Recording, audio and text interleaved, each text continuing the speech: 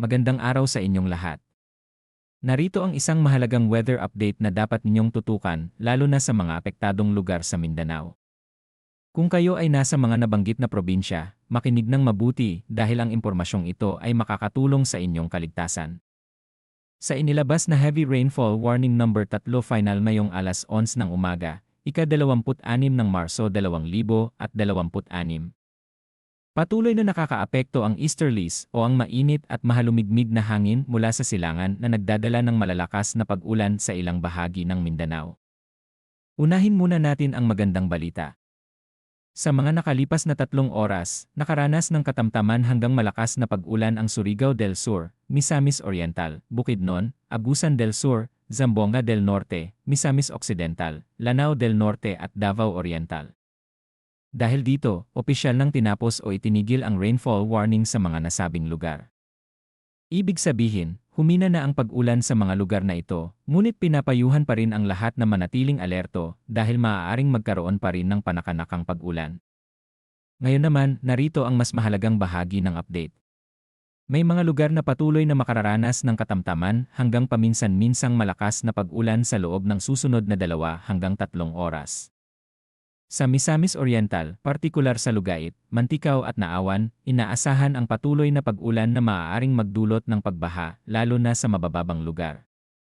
Sa Agusan del Sur, kabilang ang Santa Josefa, Veruela, Loreto, Bunawan, La Paz, Rosario at Trento, pinapayuhan ang mga residente na mag-ingat dahil ang patuloy na pag-ulan ay maaaring magdulot ng pag-apaw ng ilog at flash floods. Sa Lanao del Sur, maraming bayan ang apektado kabilang ang Marogong, Wao, Calanogas, Bayang, Mashu, at maging ang Marawi City. Dahil sa lawak ng apektadong lugar, mahalaga ang kahandaan at pakikinig sa mga lokal na otoridad para sa posibleng paglikas kung kinakailangan. Sa Bukidnon, kabilang ang Valencia City, Maramag, Quezon, Don Carlos at iba pang karatigbayan, inaasahan din ang tuloy-tuloy na pag-ulan na maaaring magdulot ng landslides sa mga bulubunduking lugar. Sa Lanao del Norte, kabilang ang Iligan City, Kauswagan, Linamon at iba pang bayan, patuloy ang banta ng pagbaha at pagguho ng lupa. Sa North Cotabato, kasama ang Kidapawan City, Makilala, Kabakan at Arakan, pinapayuhan ang lahat na maging handa dahil sa posibilidad ng flash floods, lalo na sa mga low-lying areas.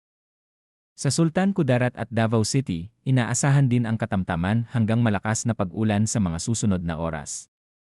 Bukod dito, may mga lugar na kasalukuyang nakakaranas ng mga pag-ulan na maaaring magpatuloy at makaapekto pa sa mga kalapit na lugar.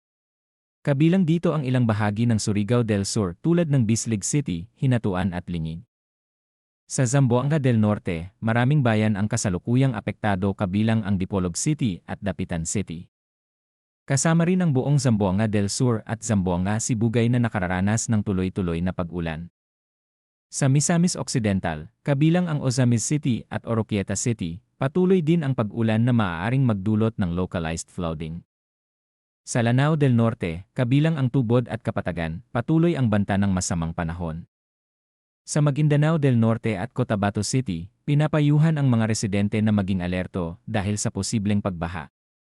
Sa North Cotabato, kabilang ang Pikit, Midsayap at Carmen, inaasahan ang patuloy na pag-ulan sa loob ng susunod na oras.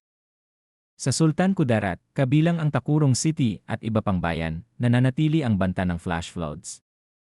Kasama rin ang Maguindanao del Sur, Davao del Norte, Davao de Oro at Davao Oriental kung saan patuloy ang pag-ulan sa ilang bayan tulad ng Mati City, Baganga at Quetil.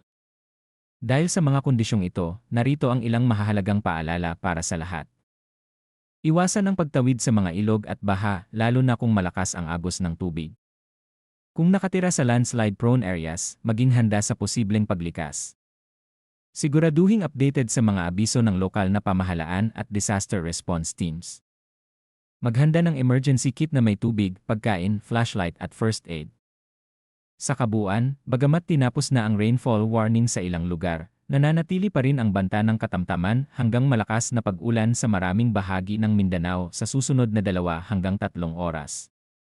Ang mga ganitong kondisyon ay maaaring magdulot ng flash floods at landslides, kaya ang pag-ingat at kahandaan ay napakahalaga. Patuloy kaming magbibigay ng updates para sa inyong kaligtasan. Manatiling alerto, manatiling handa, at higit sa lahat manatiling ligtas. Maraming salamat at magandang araw sa inyong lahat.